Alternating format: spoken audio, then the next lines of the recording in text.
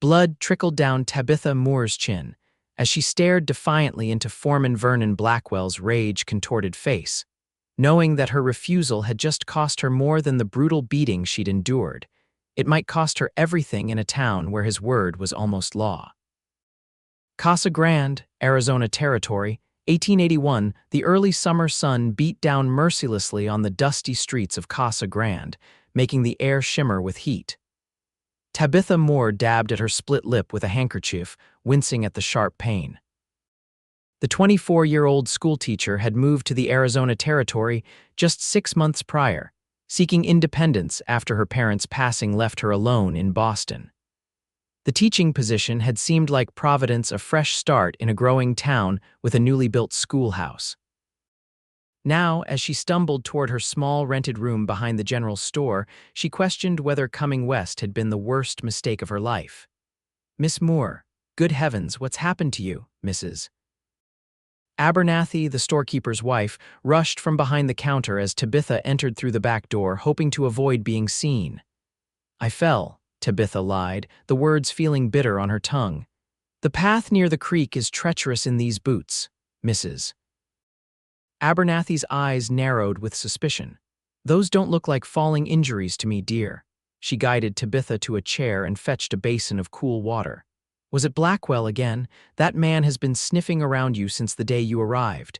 Tabitha's silence was answer enough. Vernon Blackwell was the foreman of the Double R Ranch, the largest cattle operation in the territory. He wielded considerable influence in Casa Grande, as the ranch owner, Mr. Rutherford, rarely visited from his home in San Francisco. What Blackwell wanted, Blackwell got except for Tabitha. "He cornered me after school," Tabitha finally admitted, her voice barely above a whisper. "Said it was time I stopped playing hard to get. When I refused his advances, he became enraged." She closed her eyes, trying to block out the memory of his hands on her, his whiskey-soured breath against her face. "We need to tell Sheriff Jenkins," Mrs. Abernathy insisted. Tabitha shook her head. "The sheriff and Blackwell drink together every Friday. Besides, who would believe my word against his? I'm just the Eastern schoolteacher who doesn't understand frontier customs." The bitterness in her voice surprised even her. Mrs. Abernathy sighed, knowing Tabitha was right. "At least let me tend to those cuts." "You can't face the children tomorrow looking like this." The children. Tabitha hadn't thought that far ahead. How could she explain her appearance to 20 curious students? What example would she be setting that women should accept such treatment as part of life as Mrs. Abernathy cleaned her wounds. The bell above the store's front door jingled. Through the curtains separating the living quarters from the store, Tabitha glimpsed a tall figure entering. A stranger, by the look of him dusty from the trail, with a wide-brimmed hat pulled low over his face. "Be right with you," Mrs. Abernathy called out. She lowered her voice to Tabitha. "Rest here, I'll handle the customer." Tabitha nodded gratefully, sinking back into the chair as the older woman disappeared through the curtain. "Afternoon, madam," she heard a deep voice say. "Just rode into town. Looking to stock up on supplies before heading out to the Kirby spread." "The Circle K, you must be the new hand Samuel Kirby hired," Mrs. Abernathy replied. "Yes, madam, Samuel Kirby's my uncle, named Seth Kirby." Tabitha found herself oddly drawn to the stranger's voice, warm like sun-baked earth, with a slight Texas drawl that softened his words. She shifted to peek through the gap in the curtain. The man had removed his hat, revealing thick, dark hair that curled at the nape of his neck. Tall and broad-shouldered, he stood with the easy confidence of someone comfortable in his own skin. He couldn't be much older than 30, she guessed, though the sun had weathered his tanned face. "Your uncle mentioned you were coming," Mrs. Abernathy was saying. "Said you had experience with cattle drives in Texas." "Yes, madam, been working ranches since I was 16. Thought it was time to put down some roots, though. Uncle Sam's offer came at the right time." As he spoke, Seth Kirby's gaze drifted toward the curtain, as if sensing Tabitha's presence. For a heart-stopping moment, their eyes met through the gap. Something flickered in his expression, concern, perhaps, as he noticed the bruising visible on her face. Tabitha quickly stepped back, embarrassed to be caught staring. She heard Mrs. Abernathy continue, well, we're glad to have another Kirby in Casa Grande. The Circle K is small compared to the Double R, but your uncle runs an honest operation. That's why I'm here. Uncle Sam always said a man could build something worthwhile in Arizona if he was willing to work hard and deal fair. There was a pause. Something wrong at the Double R I should know about, Mrs. Abernathy hesitated. Let's just say Vernon Blackwell, their foreman, doesn't share your uncle's views on fair dealing. Another pause. I'll keep that in mind. Tabitha listened as Mrs. Abernathy helped him gather supplies. Their conversation turned to practicalities: the price of flour, the quality of local tobacco, the best place to get a hot meal in town. Soon the transaction was complete. Much obliged, madam, Seth said. I'll be seeing you again soon, I expect. You ride careful now, Mrs. Abernathy replied.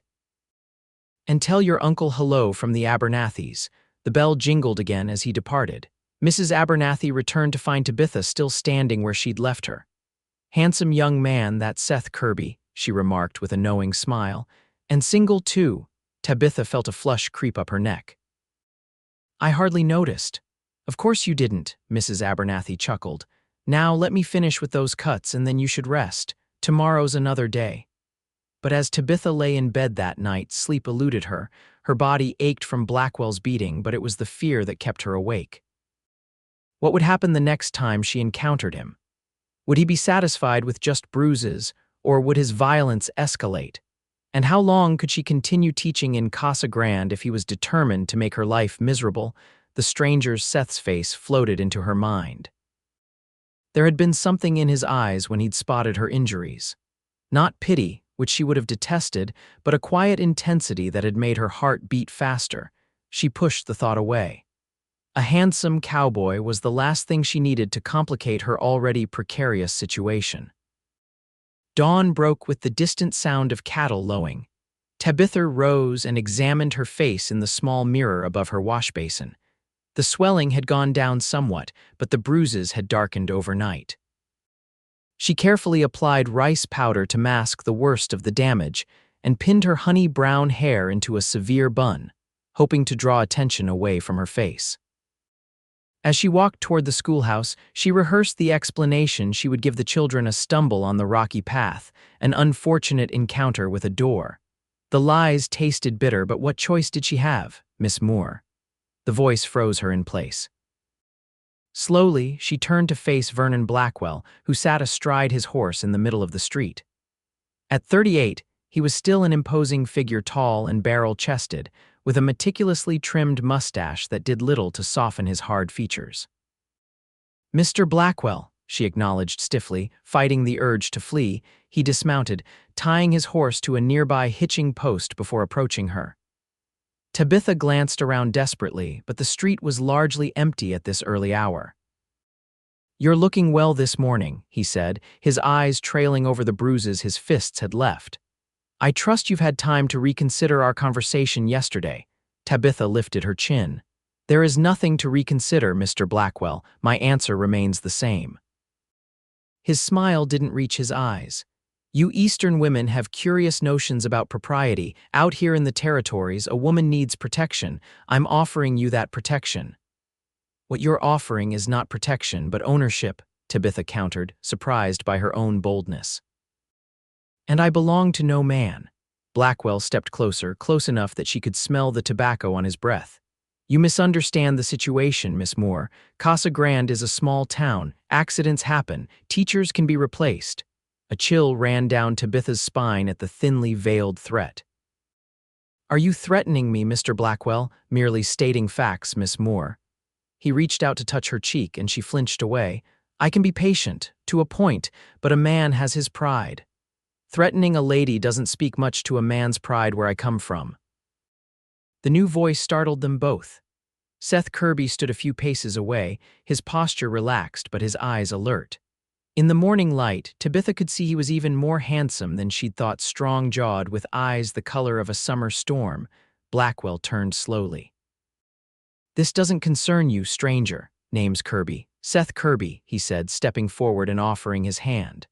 Just arrived from Texas to work my uncle's spread, and where I'm from, when a lady looks uncomfortable, it becomes every gentleman's concern. Blackwell ignored the outstretched hand. Kirby, eh? Samuel Kirby's nephew? His eyes narrowed.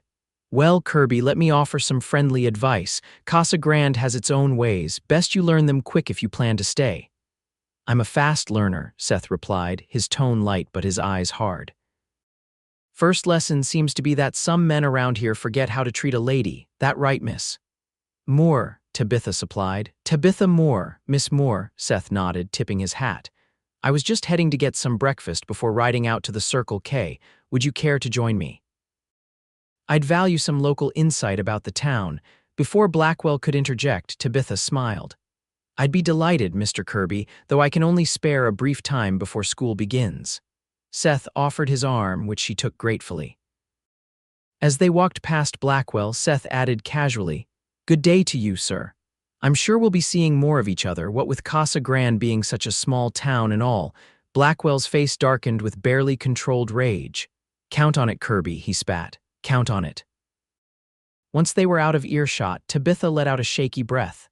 Thank you, Mr. Kirby, your timing was fortunate. Seth, please, he corrected gently, and I wish I'd arrived a day earlier. His eyes lingered on the partially concealed bruises on her face. Was that his doing? Tabitha hesitated, then nodded.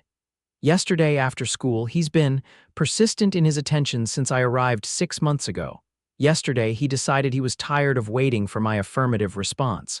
Seth's jaw tightened, but his voice remained calm. Have you reported this to the sheriff?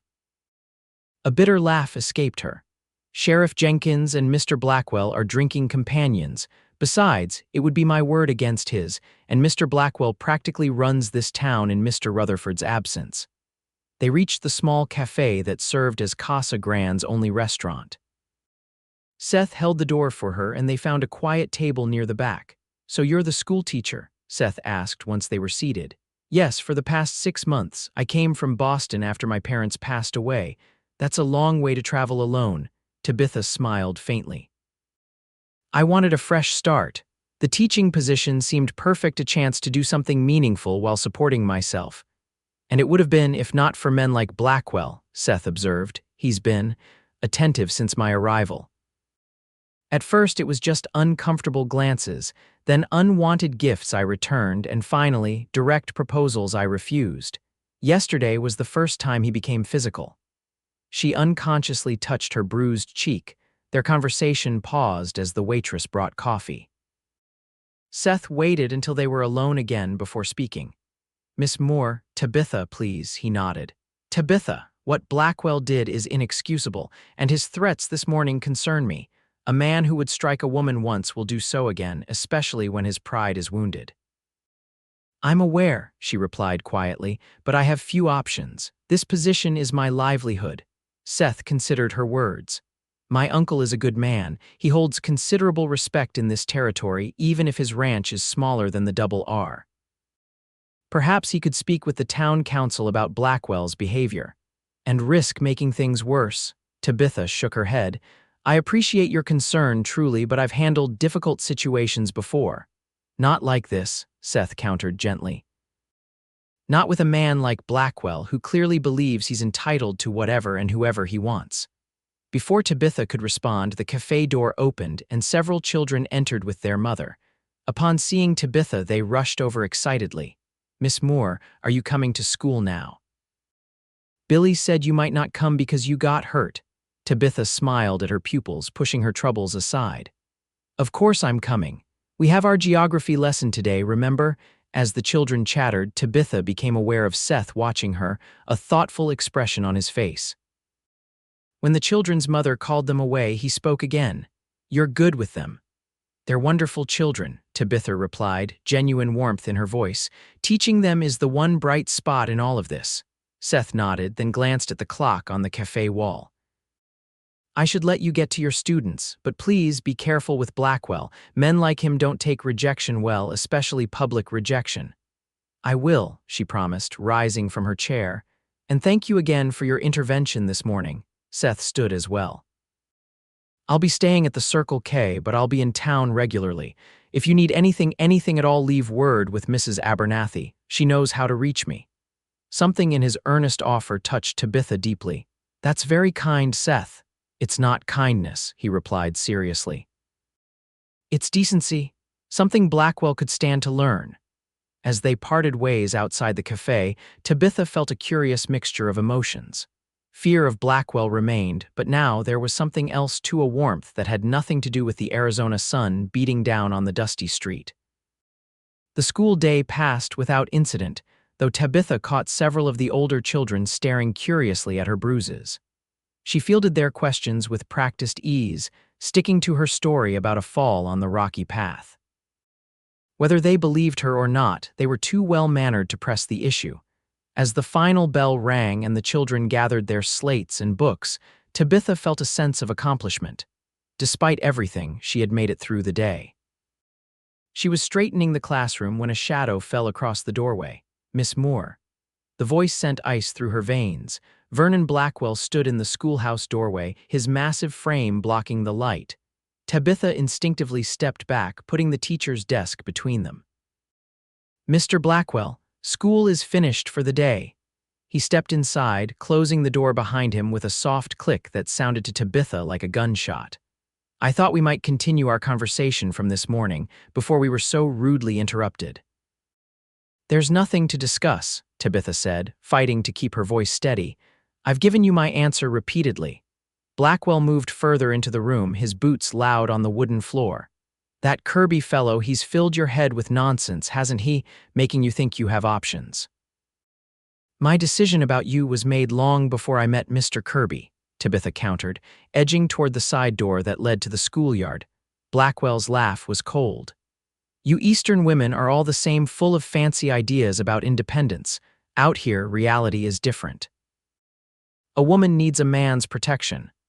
"What I need," Tabitha said firmly, "is for you to leave my classroom now." Blackwell's face darkened. "You're making a mistake, Tabitha. I've been patient, more patient than most men would be, but even my patience has limits." He took another step forward, and Tabitha grabbed her pointer stick, a flimsy defense, but better than nothing. "Stay back," she warned. The foreman smirked. "Or what? You'll wrap my knuckles like one of your students?" His expression hardened. "Put that down before you hurt yourself." "She asked you to leave." For the second time that day, Seth Kirby's voice cut through a confrontation. He stood in the side doorway, his expression calm but his eyes cold as he assessed the situation. Blackwell's face contorted with rage. "You again. This is becoming tiresome, Kirby." "Funny, I was thinking the same thing," Seth replied, stepping fully into the classroom. "Seems like you have trouble understanding when a lady isn't interested." "This is none of your concern," Blackwell growled. "I'm making it my concern." Seth's voice remained even, but there was steel beneath the calm. "Now, I suggest you leave Miss Moore alone and walk out that door while you still can."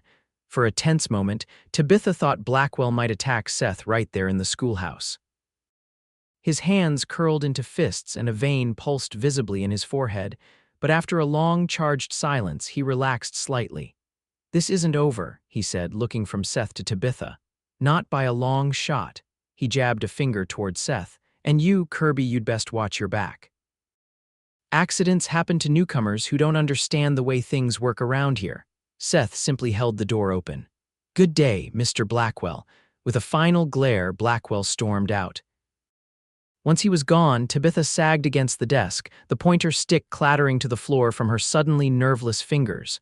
"Are you all right?" Seth asked, moving quickly to her side. "Yes," she managed, though her voice shook. "Thank heaven you came when you did. How did you know?" "I didn't," Seth admitted. "I was heading back to the Circle K when I saw Blackwell enter the schoolhouse. After this morning, I didn't like the idea of him finding you alone." He hesitated. "I hope I didn't overstep." Tabitha shook her head. "No, not at all. I'm grateful." She looked up at him curiously. "Though I thought you'd be at your uncle's ranch by now." A faint smile touched his lips. "I got delayed in town, wanted to make sure a certain schoolteacher made it through her day without further trouble." The simple admission warmed her. "That was very thoughtful." "Like I said, it's not kindness, it's decency." Seth glanced toward the door Blackwell had exited. "But I'm concerned about his threats. He doesn't strike me as a man who gives up easily. He isn't, Tabitha confirmed, and he holds considerable power in Casa Grande. Seth was quiet for a moment, thinking. Would you allow me to escort you home? I'd feel better knowing you got there safely. Tabitha hesitated only briefly before nodding. Thank you, I'd appreciate that, as they walked through town toward Mrs. Abernathy's store. Tabitha was acutely aware of the curious glances from townsfolk. A new man in town escorting the schoolteacher home would certainly set tongues wagging, especially after her very public encounter with Blackwell that morning. People are staring, she murmured. Let them, Seth replied easily. Gives them something to talk about besides cattle prices and the weather. Despite everything, Tabitha found herself laughing. You don't mind being the subject of gossip. I've been the subject of worse, he said with a shrug. Then more seriously, but if it bothers you, I understand. No, she said quickly, perhaps too quickly. I don't mind, it's just unusual for me to be the center of attention. Seth glanced at her. I find that hard to believe. A woman like you must turn heads wherever she goes. The compliment brought heat to Tabitha's cheeks. Hardly. In Boston, I was just one of many educated young women. Here, she gestured vaguely. Here, I'm something of an oddity, the unmarried schoolteacher from back east with her books and ideas. And that's what drew Blackwell to you, Seth observed. You're different, a challenge. Men like him can't resist trying to break what they don't understand. His insight surprised her. You seem to know a lot about men like Vernon Blackwell. I've encountered my share, Seth admitted. Men who confuse power with right, who think their position entitles them to whatever or whoever they want. A shadow crossed his face. My sister suffered because of such a man back in Texas. I'm sorry, Tabitha said softly. Is that why you left? Seth nodded slowly. Partly. The man who hurt her was the son of the largest rancher in the county, when I confronted him. He trailed off, then shrugged. Let's just say it became necessary for me to seek opportunities elsewhere. They had reached the back entrance to Mrs. Abernathy's store. Tabitha turned to face him. Thank you for telling me that and for walking me home. My pleasure. He tipped his hat. I'll be heading to the Circle K now, but I meant what I said. If you need anything, leave word with Mrs. Abernathy. I will, she promised. And Seth, please be careful. Blackwell isn't someone to take lightly. A slow smile spread across his face. I never take threats lightly, Tabitha, especially when they involve people I care about. Before she could respond to the implication in his words, he tipped his hat again and turned to go. Tabitha watched him until he disappeared around the corner, a curious feeling of loss settling in her chest. Inside, Mrs. Abernathy was waiting with keen interest. I saw you walking with Samuel Kirby's nephew, she said, not bothering to hide her curiosity. Twice in one day, no less. Tabitha sighed, knowing there was no avoiding the conversation. He intervened when Vernon Blackwell was threatening me, both this morning and again after school. Mrs. Abernathy's expression darkened. That Blackwell's getting bolder. You need to be careful, dear. I know. Tabitha sank into a chair, suddenly exhausted. But what can I do? I can't leave this position is all I have, and I won't give in to Blackwell's demands. Of course you won't, Mrs. Abernathy said firmly. No decent woman would, but that doesn't mean you have to face him alone. She bustled around the kitchen, putting on water for tea. This Seth Kirby seems like a good sort. His uncle certainly is. Samuel Kirby is one of the few men in this territory who might stand up to the double Articus influence. Seth suggested his uncle might help, Tabitha admitted. But I'm reluctant to involve others in my problems. Mrs. Abernathy fixed her with a stern look. Pride is all well and good, Tabitha, but it won't stop a man like Blackwell. Sometimes, accepting help is the strongest thing you can do. Tabitha mulled over the older woman's words as she sipped her tea. Could she bring herself to seek Samuel Kirby's assistance? And what of Seth, with his quiet strength and direct gaze that seemed to see right through her carefully constructed composure? That night, as she prepared for bed, Tabitha found herself drawn to the small window that faced west toward the Circle K ranch. Somewhere out there, Seth Kirby was settling into his new home. The thought brought an unexpected comfort. The next morning, Tabitha awoke to the sound of raised voices from the store. Dressing quickly, she emerged from her room to find Mrs. Abernathy arguing with Sheriff Jenkins. "She's not involved in any of this, Frank, and you know it," Mrs. Abernathy was saying heatedly. "I need to speak with her all the same," the sheriff insisted. He noticed Tabitha and nodded curtly. "Miss Moore got some questions for you about yesterday." "What about yesterday?" Tabitha asked, though she had a sinking feeling she already knew. Sheriff Jenkins, a stocky man in his 50s with a perpetually red face, adjusted his gun belt. "Vernon Blackwell claims you and some newcomer named Kirby threatened him, says Kirby drew a gun on him right here in town." "That's a lie," Tabitha exclaimed. "Mr. Kirby never drew a weapon. He merely asked Mr. Blackwell to leave me alone after Mr. Blackwell threatened me." The sheriff's expression remained skeptical. "Blackwell says different, says this Kirby fella ambushed him, threatened to run him out of town."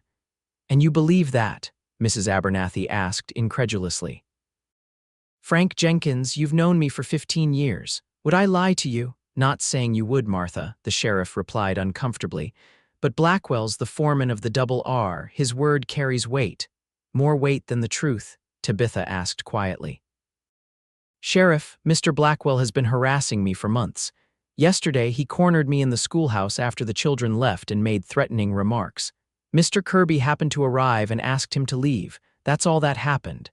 Jenkins studied her face, noting the fading bruises. "And those marks, Blackwell do that too?" Tabitha hesitated, then nodded. "The day before yesterday, when I refused his proposition," the sheriff sighed heavily. "That complicates things." "It shouldn't," Mrs. Abernathy interjected. "A man who beats a woman should be in jail, not filing false complaints." "It's not that simple, Martha. The Double R employs half the men in this territory. Rutherford's money built most of this town. So justice is for sale in Casa Grande." Tabitha asked, unable to keep the bitterness from her voice. Jenkins had the grace to look uncomfortable. "I'll talk to Blackwell, try to calm things down, but this Kirby fellow would do well to keep his distance. Blackwell's not a man to cross." After the sheriff left, Tabitha sank into a chair, dismayed. "He's not going to do anything, is he?" Mrs. Abernathy shook her head. "Not likely. Frank's not a bad man, but he's weak, and the Double R has deep pockets." She patted Tabitha's hand. "But don't you worry. There are still good people in Casa Grande who won't stand for this kind of behavior." Tabitha tried to take comfort in the older woman's words as she headed to the schoolhouse. The day passed slowly, her mind constantly returning to Seth and the trouble he might be in because of her. By the time the last child left for the day, she had resolved to ride out to the Circle K and warn him personally about Blackwell's false accusations. Mrs. Abernathy was initially reluctant to let her go alone, but relented when Tabitha pointed out that the journey to the Circle K was relatively safe, following the main road for most of the way. Armed with directions and a borrowed mare, Tabitha set out in the late afternoon. The landscape of the Arizona Territory had an austere beauty that still captivated her after 6 months. The vast open spaces, the distant purple mountains, the incredible blue of the sky, all so different from the crowded streets and neat gardens of Boston. As she rode, Tabitha felt a sense of freedom she rarely experienced within the confines of Casa Grande. The Circle K came into view as the sun began its descent toward the horizon. It was a modest spread compared to the sprawling Double R, but well-maintained with a tidy main house, a bunkhouse, barn, and several corrals. As Tabitha approached, she saw a man working with a horse in one of the pens. Even at a distance, she recognized Seth's broad shoulders and distinctive hat. He looked up at the sound of her horse, surprise evident on his face as he recognized her. Setting aside the rope he'd been using, he walked over to meet her as she dismounted. "Tabitha," he said, his voice warm with welcome though his eyes held concern. "This is unexpected." "Is everything all right?" "Not exactly," she admitted. "Sheriff Jenkins came to see me this morning. Vernon Blackwell has accused you of threatening him with a gun. I needed to warn you." Seth's expression hardened. "I figured he might try something like that. Are you all right?" "Has he bothered you again?" "No, I haven't seen him today, but I'm worried about you." The sheriff made it clear that Blackwell's word carries considerable weight in Casa Grande. "Come inside," Seth said, taking the reins of her horse. "Uncle Sam will want to hear this too." As he led her toward the main house, Seth called out to a ranch hand to take care of Tabitha's mare. The man nodded, giving Tabitha a curious look before leading the horse toward the barn. The main house of the Circle K was modest but comfortable, with solid furniture and clean, simple decor. Samuel Kirby proved to be a kindly-looking man in his late 50s, with the same storm gray eyes as his nephew, but with silver threading through his dark hair. He welcomed Tabitha warmly, insisting she join them for dinner while they discussed the situation. "Blackwell's been a thorn in my side for years," Samuel said as they sat around the dining table. "Ever since Rutherford put him in charge of the Double R, the man thinks his position gives him the right to do as he pleases. Including assaulting women who refuse his advances," Seth added grimly. Samuel shook his head in disgust. "Miss Moore, I want you to know that you have friends here at the Circle K. Anytime you feel unsafe in town, our door is open to you." "That's very kind, Mr. Kirby," Tabitha replied, touched by the offer. "Not kindness," Seth and Samuel said in unison, then smiled at each other. "Just decency," Samuel finished, "something in short supply when it comes to Vernon Blackwell." As they ate, the conversation turned to strategies for dealing with Blackwell's false accusations. Samuel suggested a meeting with the town council to address both the assault on Tabitha and the subsequent false claims against Seth. "The Double R has influence," he acknowledged, "but they're not the only voice in Casa Grande. There are plenty of decent folks who won't stand for a man beating a woman, no matter who signs his paycheck." "I'm reluctant to make this a public matter," Tabitha admitted. "As the schoolteacher, I'm expected to maintain a certain reputation. Being at the center of such a scandal could cost me my position. And keeping silent could cost you much more," Seth countered gently. "Blackwell's not going to stop. Men like him never do unless they're forced to." The truth of his words settled heavily over the table. After a moment, Samuel spoke again. "We don't have to decide everything tonight. For now, Miss Moore, I insist you stay here at the Circle K. It's too dark for you to ride back to town safely." Tabitha started to protest, but Seth interrupted. "He's right. The trail can be treacherous at night, even if Blackwell wasn't a concern." Seeing the logic in their argument, Tabitha reluctantly agreed. Samuel showed her to a guest room, promising that one of the ranch hands would ride into town at first light to inform Mrs. Abernathy of her whereabouts. Left alone in the comfortable room, Tabitha sat on the edge of the bed, emotions warring within her.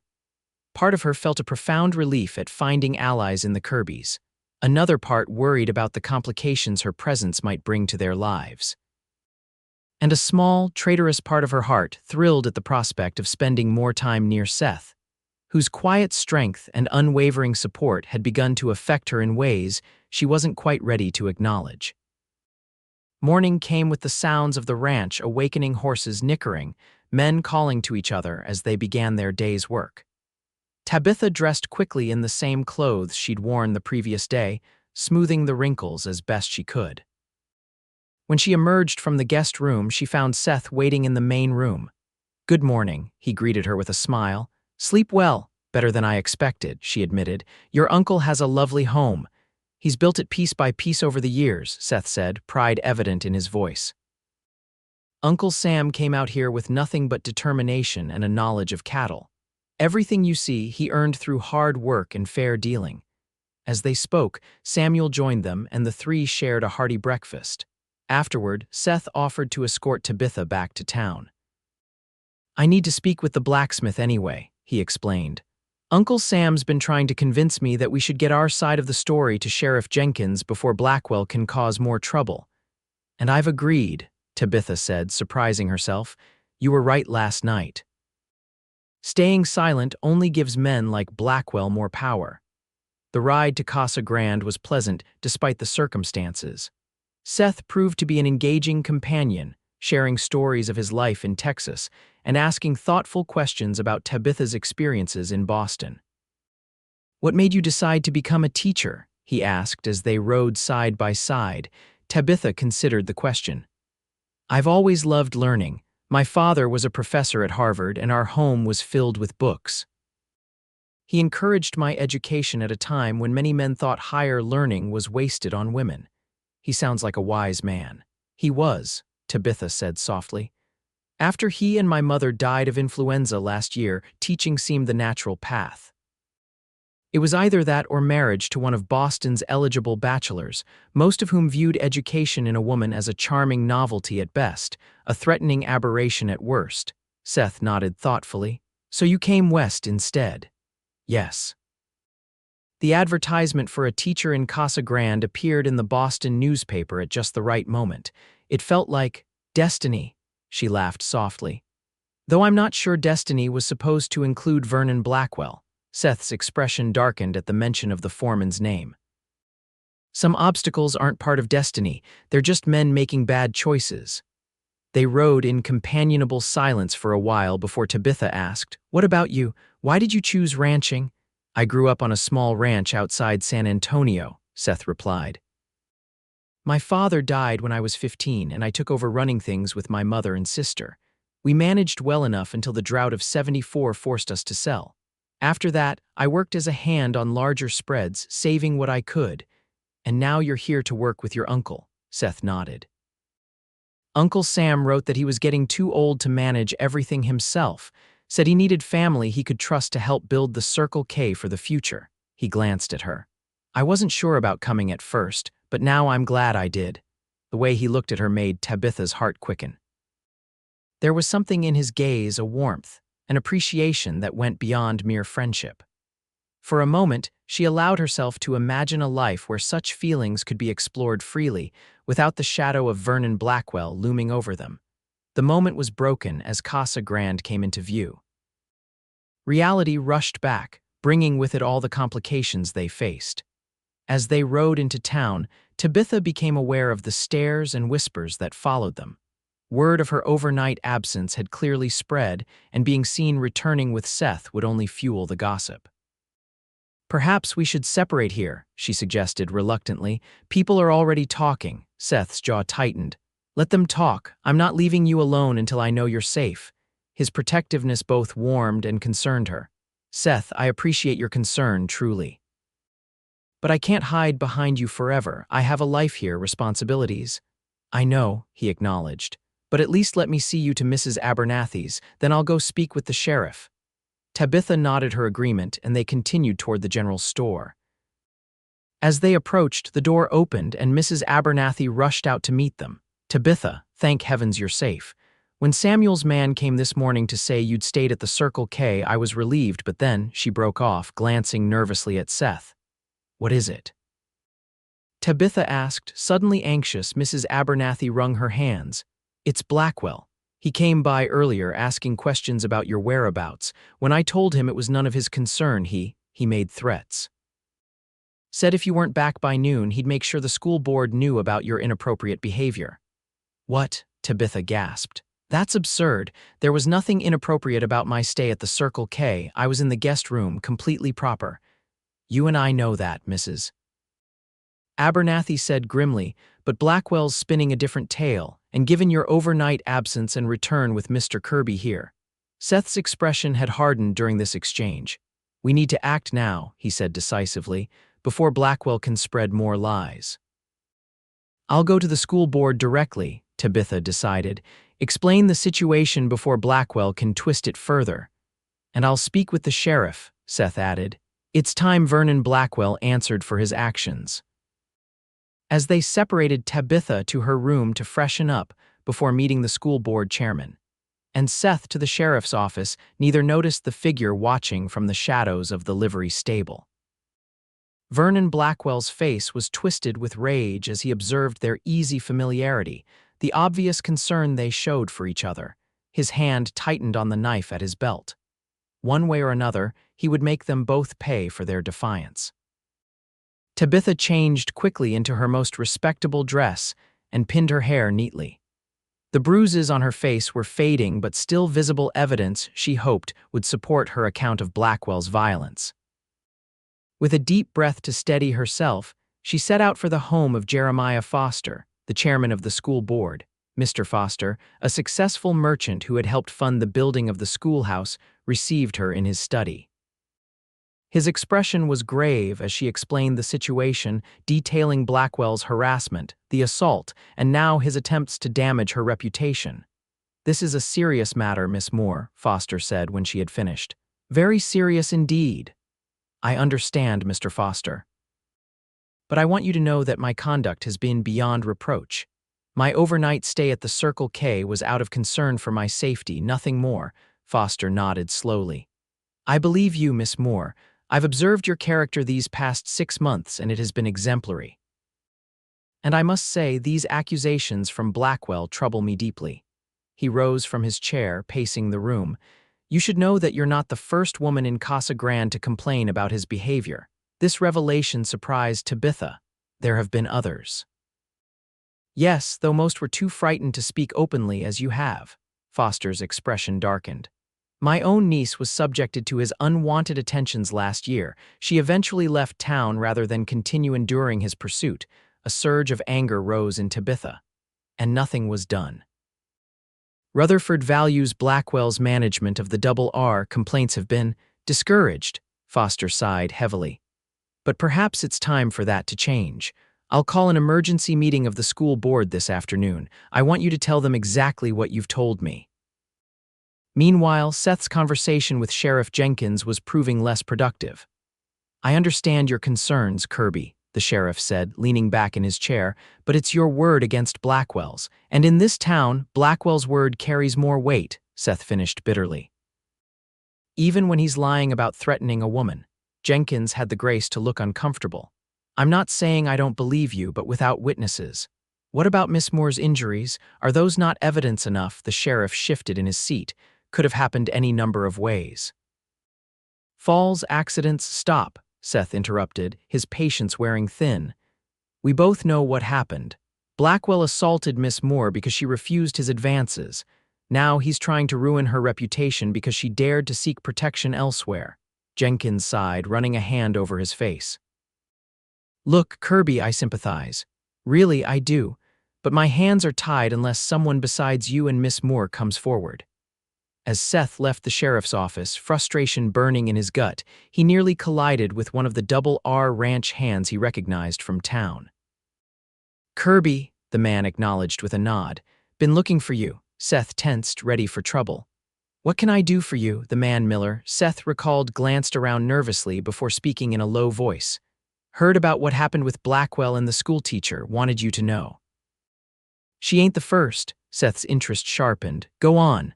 "Blackwell's got a history of forcing himself on women who catch his eye. Most are too scared to talk about it, but some of us at the Double R, we ain't proud to be working under a man like that." "Why are you telling me this?" Miller shifted uncomfortably. "My sister works at the hotel. Last year, Blackwell cornered her in one of the rooms she was cleaning, if another guest hadn't walked by." He trailed off, his meaning clear. "I wanted to do something then, but I needed the job, still do." "But you're willing to talk now." "Not publicly," Miller admitted. "But I thought you should know you're not alone in wanting Blackwell gone. There are others who feel the same way." This conversation gave Seth an idea. If multiple people had suffered from Blackwell's behavior, perhaps they could be convinced to stand together. One voice might be ignored, but several would be harder to dismiss. As he pondered this, Seth caught sight of Tabitha walking purposefully across the street. Her expression was determined, her posture straight and proud despite everything she'd endured. Admiration swelled in his chest. In just a few days, this remarkable woman had shown more courage than many men he'd known in his life. He hurried to catch up with her, calling her name. She turned, her face lighting with a smile that sent warmth spreading through him. "Seth, I was just looking for you. Mr. Foster has called an emergency meeting of the school board for this afternoon. He wants us both to attend." "That's excellent news," Seth replied. "And I've just had an interesting conversation with one of the Double R hands. It seems Blackwell has a history of this behavior with other women in town." Tabitha's eyes widened. "Mr. Foster said something similar about his niece. If we could find these women, convince them to speak out." "That's exactly what I was thinking," Seth agreed. "Together, our voices would be much harder to ignore." As they discussed their plan, neither noticed Vernon Blackwell watching from across the street, his expression murderous. Seeing them together, obviously strategizing against him, was the final straw. He tried to be patient, tried to play by the rules of civilized society. But now it was time for more direct action. Blackwell slipped away, his mind working furiously. By nightfall, he decided this problem would be resolved once and for all. The school board meeting was held in the town hall, a modest building that served multiple functions in Casa Grande. Tabitha and Seth arrived to find several board members already seated around the large table, their expressions varying from concern to curiosity. Jeremiah Foster welcomed them and made introductions. Besides himself, the board consisted of the town doctor, the owner of the bank, and two prominent ranchers from the area. Notably absent was anyone from the Double R, though Foster explained that Mr. Rutherford had been informed of the meeting by telegram. "We've asked Vernon Blackwell to join us as well," Foster added, "to ensure all sides of this matter are heard." Tabitha tensed at this news, and Seth moved imperceptibly closer to her side. The gesture wasn't lost on the board members, who exchanged knowing glances. "Before Mr. Blackwell arrives," Foster continued, "Miss Moore, perhaps you could share your account with the board." With remarkable composure, Tabitha recounted her experiences with Blackwell over the past months, culminating in the assault 2 days prior. She spoke clearly and directly, her voice steady despite the difficult subject matter. When she finished, a heavy silence fell over the room. Dr. Patterson, the town physician, was the first to speak. "Miss Moore, did you seek medical attention for your injuries?" "No, doctor, Mrs. Abernathy helped me tend to them." The doctor nodded thoughtfully. "Even now, I can see evidence of bruising consistent with the assault you've described. As a medical professional, I find your account credible." "As do I," added Franklin Wilson, one of the ranchers. "My wife has mentioned Blackwell's inappropriate behavior toward the young women in town on more than one occasion." Before further discussion could occur, the door opened, and Vernon Blackwell strode in. He wore his customary formal attire, a black suit that strained against his powerful build, with a bolo tie at his throat. His eyes narrowed when he spotted Tabitha and Seth. "Gentlemen," he greeted the board, deliberately ignoring the others, "I understand there have been some allegations made against me. Please sit down, Mr. Blackwell," Foster said, gesturing to an empty chair across from Tabitha and Seth. "We're discussing serious concerns about your conduct toward Miss Moore." Blackwell sneered as he took the offered seat. "If by conduct you mean my attempts to court Miss Moore properly, only to be rejected in favor of this drifter," he jerked his chin toward Seth, "then yes, I suppose we have something to discuss." "That's not what Miss Moore has told us," Foster replied evenly. "She describes harassment culminating in physical assault when she refused your advances." "Lies," Blackwell spat. "The woman is obviously infatuated with Kirby here and is trying to justify her inappropriate behavior. Spending the night at his ranch, returning with him in the morning, what would you call that, gentlemen, if not scandalous?" Seth started to rise, his face flushing with anger, but Tabitha placed a restraining hand on his arm. "Mr. Blackwell," she said calmly, "my overnight stay at the Circle K was in a guest room with Mr. Samuel Kirby's full knowledge and approval. It was necessary because you had threatened me earlier that day, and it was too late to safely return to town." "More lies," Blackwell insisted. "Gentlemen, surely you can see what's happening here. This woman, this outsider, is attempting to damage my reputation because I dared to point out her immoral behavior."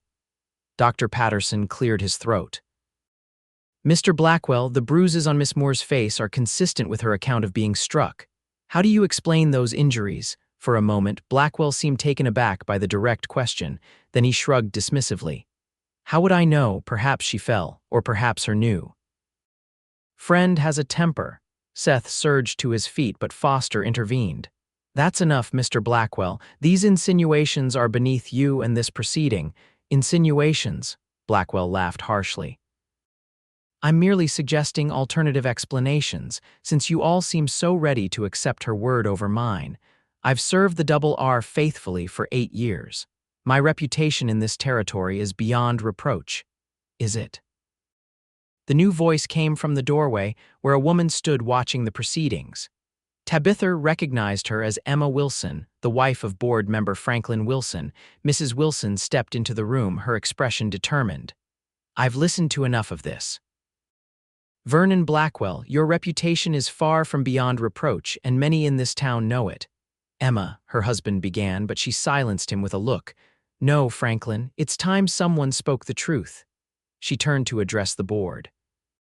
"Last summer, Blackwell cornered our niece Clara in the mercantile storeroom, if I hadn't walked in when I did."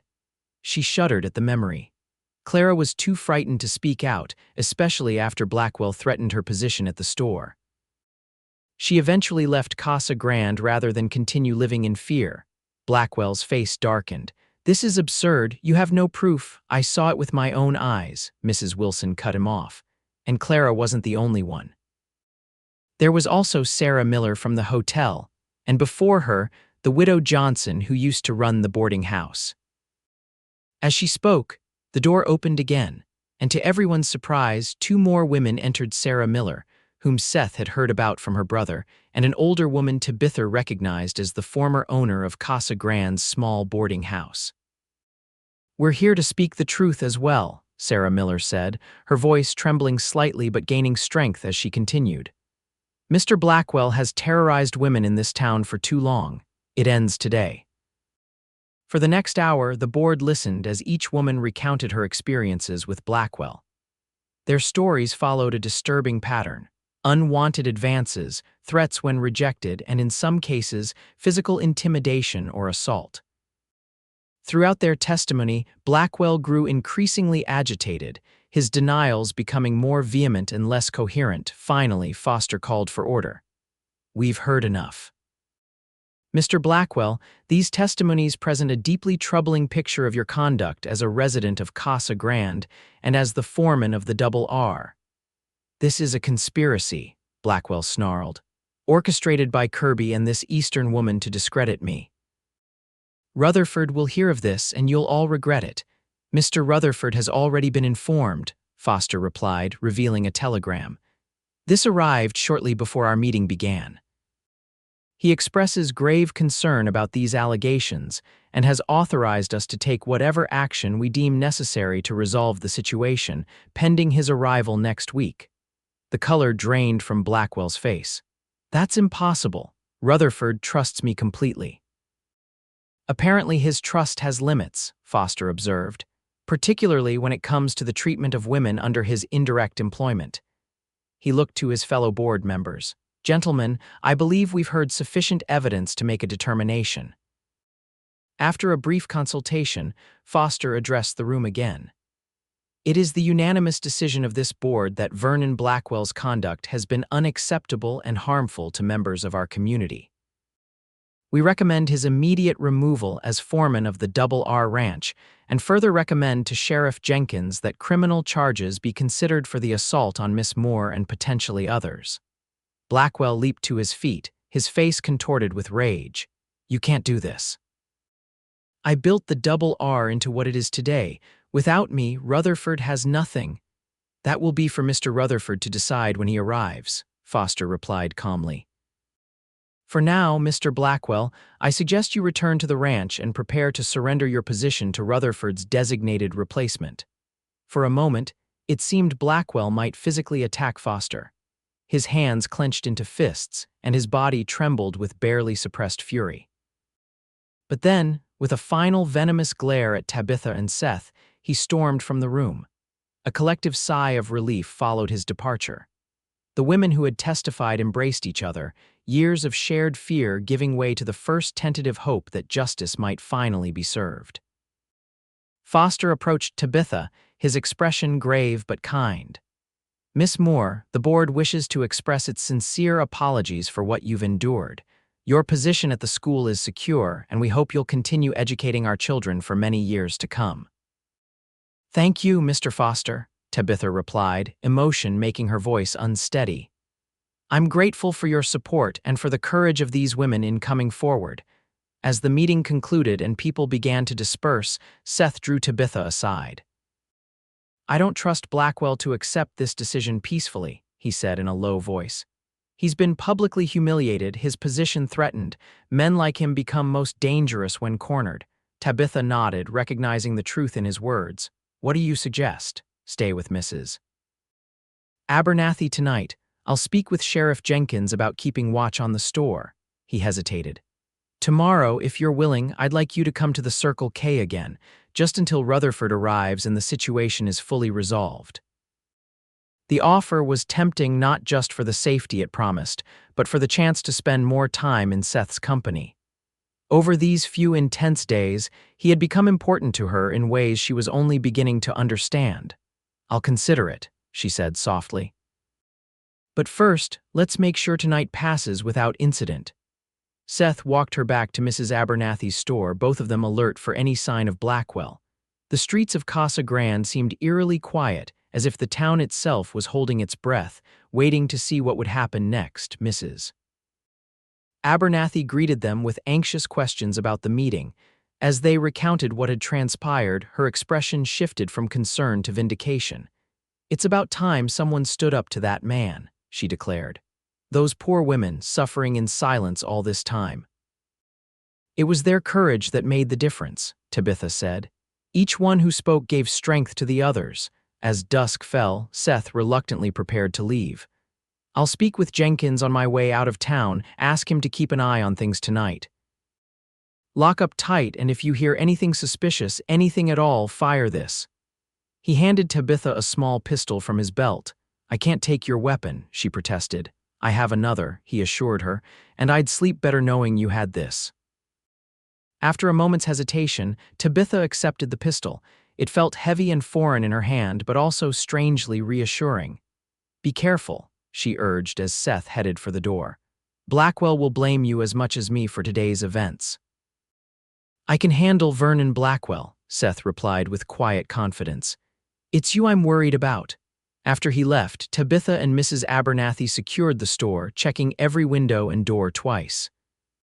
The pistol Seth had given her lay on the table between them as they sat drinking tea, conversation sporadic as both listened for sounds from outside.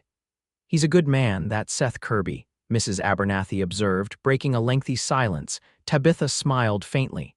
Yes, he is, and handsome too. The older woman's eyes twinkled, not to mention clearly smitten with a certain schoolteacher. Martha, Tabitha protested, feeling her cheeks warm, it's not like that, he's simply being kind. Is that so? Mrs. Abernathy raised an eyebrow. Then I suppose the way you look at him is simply being grateful. Before Tabitha could formulate a response, a sharp crack from outside froze them both. It sounded like a breaking branch or a footstep on the wooden porch.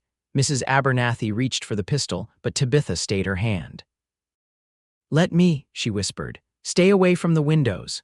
Heart pounding, Tabitha crept toward the back door, pistol held awkwardly before her. Another sound came, a soft scraping against the door, as if someone was testing the lock. Who's there? She called, her voice steadier than she felt. Silence was the only response. Then, just as Tabitha began to wonder if she'd imagined the noises, a voice came from the other side of the door. It's Sheriff Jenkins, Miss Moore, just checking that everything's secure here. Relief washed over her. One moment, Sheriff. She began to lower the pistol. Miss Moore, Mrs. Abernathy hissed urgently. Sheriff Jenkins went to the saloon an hour ago. I saw him from the window. Horror replaced relief as Tabitha realized the deception. She backed away from the door just as a tremendous crash shook the frame someone was trying to break in. Run, Tabitha cried to Mrs. Abernathy. Go out the front, find help. As the older woman hurried toward the store, Tabitha braced herself, the pistol raised again. The door shuddered under another powerful blow, the wood splintering around the lock. With a final crash, the door burst open, and Vernon Blackwell stood framed in the doorway, a wild look in his eyes and a knife in his hand. There you are, he snarled. You ruined everything, you Eastern witch. Now you're going to pay. Tabitha's hands shook as she aimed the pistol at him. Stay back, Mr. Blackwell, I don't want to shoot you, but I will. Blackwell laughed, a harsh sound devoid of humor. You won't shoot me, you don't have it in you. He took a step forward. But I'm going to enjoy teaching you a final lesson. Stop right there. A new voice rang out from behind Blackwell. Seth Kirby stood in the yard, his own pistol drawn and aimed squarely at the foreman's back. "Drop the knife, Blackwell, it's over." Blackwell froze, then slowly turned to face Seth. "You," he spat, "this is all your fault. If you hadn't interfered." "I said drop the knife," Seth repeated, his voice hard as iron. "I won't tell you again." For a moment it seemed Blackwell might comply. Then with a roar of rage, he lunged at Seth, the knife flashing in the dim light. The sound of a gunshot split the night. Blackwell staggered, a look of surprise crossing his face as his knife clattered to the ground.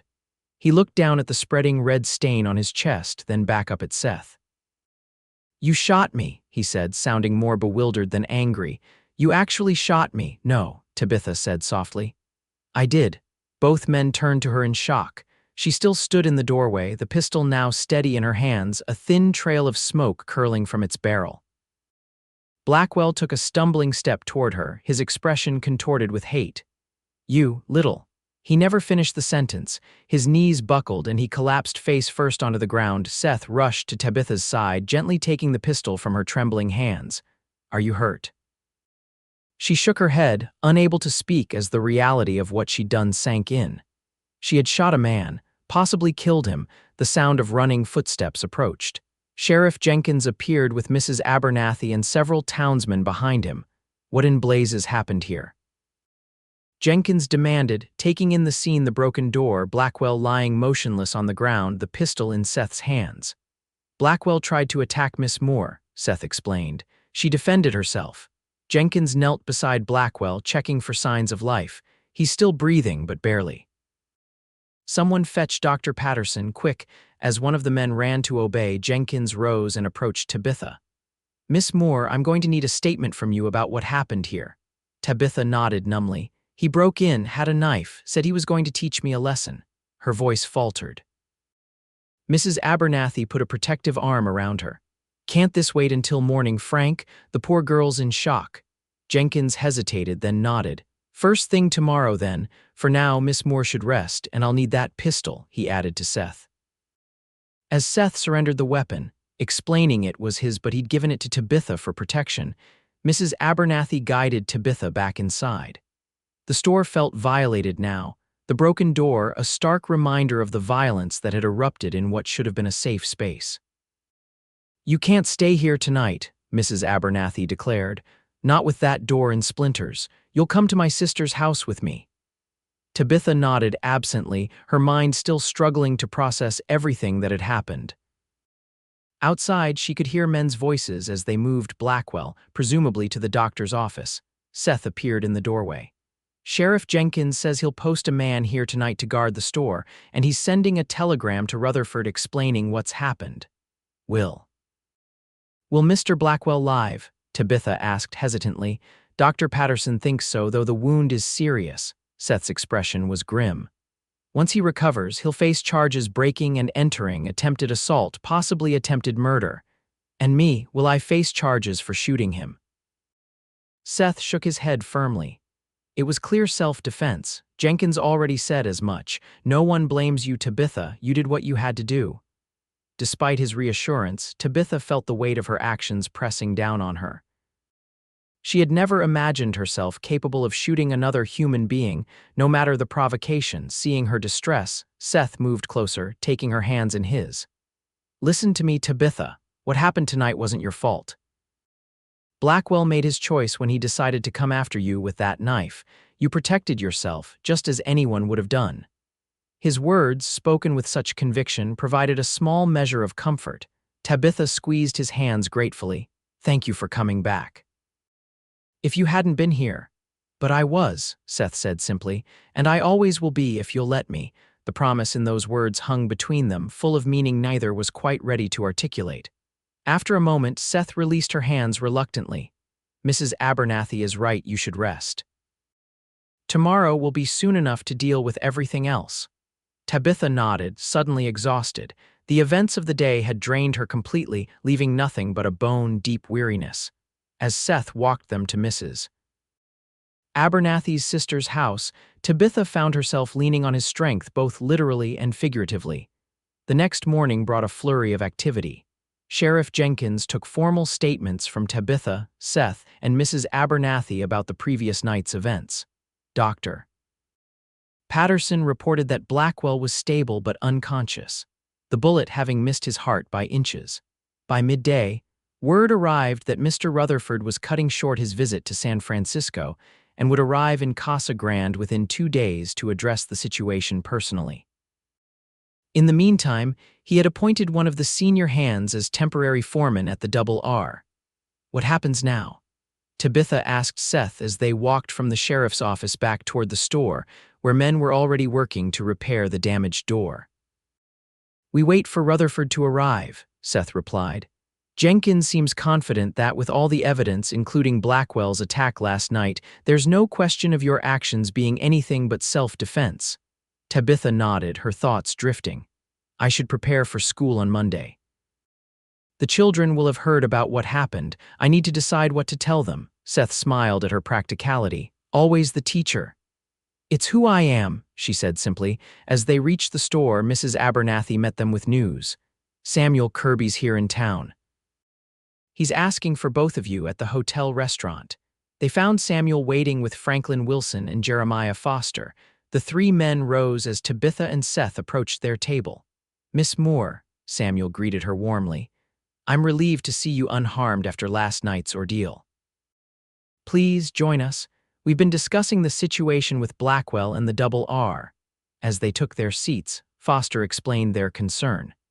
With Rutherford arriving soon and Blackwell likely facing serious charges, there's going to be significant disruption at the Double R. That affects the entire town's economy. We're trying to ensure a smooth transition, Wilson added. The Double R employs too many men for there to be any uncertainty about its future operations. How can we help? Seth asked. Samuel leaned forward. Wilson and Foster here have suggested that you might be willing to serve as interim foreman at the Double R, at least until Rutherford can make more permanent arrangements. Seth looked startled. Me? I just arrived in the territory. But you have extensive experience with large cattle operations, Samuel pointed out. And more importantly, you've shown the kind of integrity and leadership that's needed right now. The men at the Double R respect what you did for Miss Moore, Wilson added. Several have approached me privately to express their support. Seth glanced at Tabitha, clearly torn. It's a significant responsibility, and I had planned to work with my uncle at the Circle K. The offer is temporary, Foster assured him. Just until Rutherford arrives and can evaluate the situation himself, but having someone of your character step in immediately would go a long way toward stabilizing things. After a thoughtful pause, Seth nodded. If Rutherford agrees, I'll do it, for the good of the town. Excellent, Foster said, relief evident in his voice. I've drafted a telegram to Rutherford with the recommendation. With his approval, you could start as early as tomorrow. As the men continued discussing logistics, Tabitha found herself watching Seth.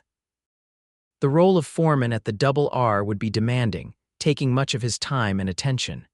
She wondered what it might mean for whatever was growing between them. Seth must have sensed her thoughts, for he turned to meet her gaze, a silent question in his eyes. She smiled, trying to convey her support for his decision. Whatever happened, she would not stand in the way of this opportunity. Later, as they walked back to Mrs. Abernathy's store, Seth broached the subject directly. If I take this position, I'll have less time in town for a while. The Double R will need close attention to recover from Blackwell's methods. I understand, Tabitha assured him. It's an important responsibility. Seth stopped walking, turning to face her fully.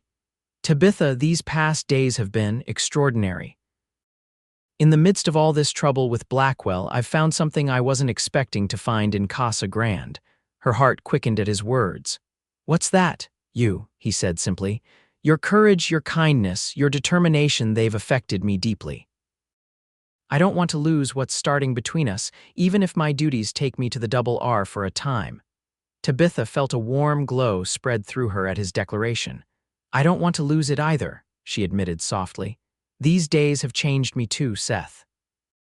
You've shown me what a good man truly is. He reached for her hand, holding it gently in his own. Then we'll find a way to make this work. The double R isn't so far that I can't ride into town regularly, and perhaps on weekends you might visit the ranch. The suggestion sent a thrill through her, not just the prospect of seeing Seth, but the implicit understanding that whatever was between them was worth nurturing, worth making sacrifices for. "I'd like that," she replied, her voice barely above a whisper. For a moment they stood there in the middle of the street, hands clasped, eyes locked, the bustle of Casa Grande fading to insignificance around them. Then, mindful of the public setting, Seth reluctantly released her hand. "I should check on the repair work at Mrs. Abernathy's," he said. "And then prepare for tomorrow if Rutherford approves the appointment." "Of course," Tabitha nodded. "And I should review my lessons for Monday." As they parted ways, each to their separate tasks, Tabitha felt a lightness in her step that had been absent for months. Despite the violence and fear of the past days, something beautiful had emerged, a connection with Seth that promised a future brighter than any she had imagined when she first came west. The following 2 days passed in a whirlwind of activity. Rutherford's telegram arrived promptly, approving Seth's appointment as interim foreman of the Double R. By sunset of the same day, Seth had moved into the foreman's quarters at the ranch and begun the process of assessing the operation. Vernon Blackwell regained consciousness under Dr. Patterson's care, but remained too weak to be moved to the town jail. Sheriff Jenkins posted a guard at the doctor's office to ensure he didn't attempt to flee once his condition improved. Tabitha returned to teaching, facing her students' inevitable questions with as much honesty as was appropriate for their young ears. To her relief, the children's parents had largely framed the events as a story of bravery and justice rather than violence, making her explanation easier. On Wednesday afternoon, as school was dismissing, a magnificent carriage drew up outside the schoolhouse. A distinguished-looking gentleman in an expensive suit stepped down, surveying the building with interest. "Miss Moore," he inquired as Tabitha emerged to see the last children off. "I am Edward Rutherford. Might I have a word?" Tabitha's surprise must have shown on her face, for Rutherford smiled kindly. "I've arrived to address the unfortunate situation with my former foreman. Before meeting with the town council, I wanted to speak with you personally." Inside the schoolhouse, Rutherford declined the chair Tabitha offered, instead walking around the room, examining the children's work displayed on the walls. "You've done remarkable things here, Miss Moore," he observed. "When I funded this school, I hoped it would bring education and refinement to Casa Grande. You seem to have accomplished that admirably." "Thank you, Mr. Rutherford. The children are eager learners." Rutherford nodded thoughtfully, then turned to face her directly. "I owe you an apology, Miss Moore. It appears I placed my trust in a man who abused his position in the most reprehensible way. Had I been more present, more attentive to the operation of the Double R, perhaps Blackwell's behavior might have been curtailed before it reached such a deplorable state." The apology, so straightforward and sincere, took Tabitha aback. "You couldn't have known, sir." "Perhaps not, but I should have," Rutherford sighed. "A man in my position bears responsibility for those he employs, especially those given authority over others." He paused. "I understand you were forced to defend yourself quite dramatically." Tabitha nodded, still uncomfortable discussing the shooting. "I had no choice. He meant to harm me." "Of course you had no choice," Rutherford agreed firmly. "Blackwell will face justice for his actions once he's well enough to stand trial. In the meantime, I want to assure you that the Double R stands ready to make any amends necessary for the trauma you've endured." "That's very generous, Mr. Rutherford, but unnecessary. I only want to continue teaching without fear." "And so you shall," he promised. "I've already spoken with Seth Kirby at the ranch. He's a most impressive young man, direct, knowledgeable, and principled. The men respect him already." At the mention of Seth, Tabitha couldn't suppress a smile. "Yes, he is. Quite remarkable." Rutherford caught the warmth in her voice and smiled knowingly. "Indeed. In fact, I'm considering offering him the foreman position permanently. He has exactly the combination of experience and character the Double R needs." This news both delighted and concerned Tabitha. A permanent position would give Seth security and status in Casa Grande, but it would also mean his time would be primarily devoted to the demanding work of managing the territory's largest ranch. Before she could respond, Rutherford continued, "However, such a position requires certain stability. A foreman represents not just the ranch but me personally in the community. Traditionally, it's a role best filled by a family man." Tabitha felt her cheeks warm as she grasped his implication. "Mr. Rutherford, I'm not sure what you're suggesting." He laughed, a warm, genuine sound. "I'm suggesting nothing, Miss Moore. Merely observing that life in the territories often progresses more rapidly than back east. Connections form quickly under challenging circumstances." His expression sobered. "I've lived long enough to recognize when two people share something special. Whatever develops between you and Mr. Kirby, you have my full support." With that, he bid her good day and departed for his meeting with the town council, leaving Tabitha both flustered and touched by his perceptiveness. The following Sunday, with school closed and her lessons prepared for the coming week, Tabitha accepted Seth's invitation to visit the Double R. He met her at the main house, his face lighting with pleasure as she dismounted from the horse Mrs. Abernathy had lent her. "Welcome to the Double R," he greeted her, taking the reins. "How was your ride?" "Pleasant," Tabitha replied, removing her gloves. "Though I'm still not the accomplished horsewoman I should be after 6 months in Arizona," Seth laughed. "You'll have plenty of opportunity to improve. There's no better place for riding than the open range." He gave her a tour of the ranch headquarters, the main house where Rutherford stayed during his infrequent visits, the bunkhouse where the hands lived, the cookhouse, barns, and corrals. The operation was impressive in its size and efficiency, making the Circle K seem modest by comparison. "Rutherford built all this?" Tabitha asked as they walked. "Started with almost nothing 20 years ago," Seth confirmed. "He has a good eye for land and cattle. The Double R runs some of the finest stock in the territory." "And now you're in charge of it all," Tabitha observed, noting the respect the ranch hands showed Seth as they passed. "Temporarily," he reminded her, "though Rutherford has hinted the position could become permanent." "He mentioned as much to me as well," Tabitha admitted. "He seems to think very highly of you." They had reached a small rise overlooking the ranch with the mountains visible in the distance. Seth stopped, turning to face her. "Tabitha, there's something I need to say." His expression was serious now, almost solemn. "These past 2 weeks have been the most extraordinary of my life. Coming to Casa Grande, meeting you, everything that's happened, it's all led me to this moment." Her heart began to race as he took her hands in his. "I know it's sudden," he continued. "By Eastern standards, we barely know each other. But out here, life moves differently. We face danger together. We see each other's true character revealed in moments of crisis." "Seth," Tabitha began, but he gently pressed a finger to her lips. "Please, let me finish. What I'm trying to say, not very eloquently, is that I've fallen in love with you, Tabitha Moore. Your courage, your compassion, your determination, everything about you has captured my heart completely." The declaration, so honest and heartfelt, brought tears to Tabitha's eyes. "Seth, you don't need to answer now," he assured her quickly. "I understand this is sudden. I just wanted you to know how I feel. If you need time, I don't," she interrupted, smiling through her tears. "I don't need time, Seth. What I was going to say is that I've fallen in love with you too." The joy that spread across his face was like sunshine breaking through clouds.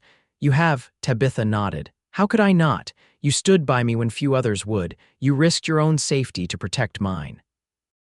You've shown me what true strength looks like, not Blackwell's brutality, but your quiet integrity." Seth drew her closer, his eyes never leaving hers. "Tabitha, I don't have much to offer yet. The foreman's position is still temporary, and even if it becomes permanent, it's not a fortune. But I promise you this.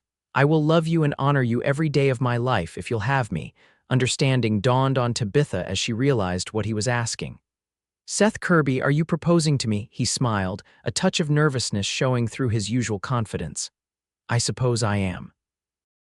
Not very traditionally, I'm afraid. I don't even have a ring yet." "I don't need tradition," Tabitha said softly, "or a ring, just you, Seth, that's all I need. Then you'll marry me?" "Yes," she whispered. "Yes, I will." The kiss that followed was tender and sweet, a promise of all that was to come. When they finally parted, both were smiling so broadly it almost hurt. "I can't believe this is happening," Tabitha admitted. "6 months ago, I was a spinster schoolteacher from Boston, resigned to a life alone. And now, and now you're going to be Mrs. Seth Kirby," he finished, his voice warm with wonder. "We'll build a life here together, Tabitha, a good life." As they walked back toward the ranch hand in hand, Tabitha felt a deep sense of rightness settle over her. The path that had led her to Casa Grande had been uncertain and at times frightening, but it had brought her to this moment, this man, this future full of promise. Edward Rutherford was not surprised when Seth and Tabitha approached him later that afternoon with their news. His congratulations were warm and accompanied by a practical gift, the offer of the foreman's position on a permanent basis, with the use of a small house on the ranch property that had originally been built for the owner's son. "It needs some renovation," Rutherford admitted, "but it would provide you with privacy and comfort while still keeping Seth close to his duties." The generosity of the offer touched them both deeply. "Thank you, Mr. Rutherford," Seth said, shaking the older man's hand firmly. "We accept with gratitude." "No need for gratitude," Rutherford replied. "It's a sound business decision. The Double R needs a foreman who will lead with integrity. You've already proven yourself to be that man." The news of their engagement spread quickly through Casa Grande. Mrs. Abernathy was among the first to offer congratulations, though she claimed to have seen it coming from the moment Seth walked into her store. "The way you two looked at each other," she said, wiping away a happy tear. "I knew right then it was meant to be." The children in Tabitha's class were equally delighted, though more for the prospect of a party than for the romance of it all. They peppered her with questions about her dress, the cake, and whether they would all be invited to the wedding. Vernon Blackwell's trial was held a month later, once he had recovered enough from his wound to appear in court. The evidence against him was overwhelming. Multiple women testified to his pattern of harassment and violence, culminating in Tabitha's account of the night he broke into Mrs. Abernathy's store with clear intent to harm her. Despite his attempts to portray himself as the victim of a conspiracy, the jury needed only 2 hours to find him guilty on all counts. The judge sentenced him to 15 years in the territorial prison, effectively ending his influence in Casa Grande forever. "He'll never work as a foreman or in any position of authority again," Seth observed as they left the courthouse after the sentencing. "His reputation is destroyed throughout the territory." "Justice is served," Tabitha agreed. "Now we can truly put this behind us and look to our future." That future arrived more swiftly than either had anticipated. With Rutherford's blessing and financial assistance, the small house on the Double R property was quickly renovated to suit their needs. A date was set for the wedding, a simple ceremony to be held in the town church, followed by a celebration at the ranch. On a perfect October morning, with the desert blooming around them and the mountains standing witness in the distance, Tabitha Moore became Tabitha Kirby. She wore a gown of cream-colored silk that Mrs. Abernathy and several other women from town had helped her make.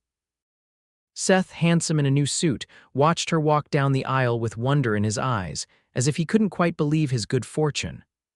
"I, Seth, take you, Tabitha, to be my lawfully wedded wife," he vowed, his voice strong and sure. "To have and to hold, from this day forward, for better or for worse, for richer or poorer, in sickness and in health, to love and to cherish, until death do us part." As Tabitha repeated her own vows, she felt a profound sense of peace. The journey that had brought her to this moment had been unexpected, and at times frightening, but standing here, pledging her life to this good, honorable man, she knew with absolute certainty that she was exactly where she was meant to be. "I now pronounce you man and wife," the minister declared to the packed church.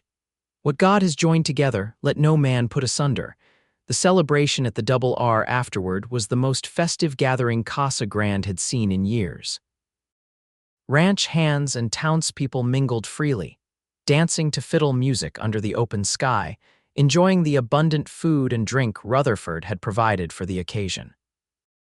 As the sun began to set, casting long golden shadows across the land, Seth drew Tabitha away from the festivities to a quiet spot overlooking the same view where he had proposed.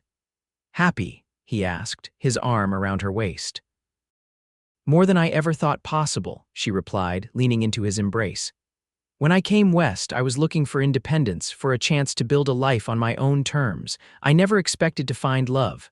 "Life has a way of surprising us," Seth observed, pressing a kiss to her temple. "When I left Texas, I was just looking for a fresh start, a chance to work alongside my uncle. Instead, I found my purpose and my heart." As they stood together, watching the sun sink below the horizon in a blaze of color, Tabitha reflected on the strange, winding path that had led her here. The teaching position that had brought her to Casa Grande, Vernon Blackwell's unwanted attentions that had so frightened and degraded her, the courage she'd found within herself to stand against him, and Seth, the unexpected champion who had entered her life at precisely the right moment. "What are you thinking?" Seth asked, noticing her thoughtful expression. "That sometimes the worst experiences can lead to the greatest joys," she replied.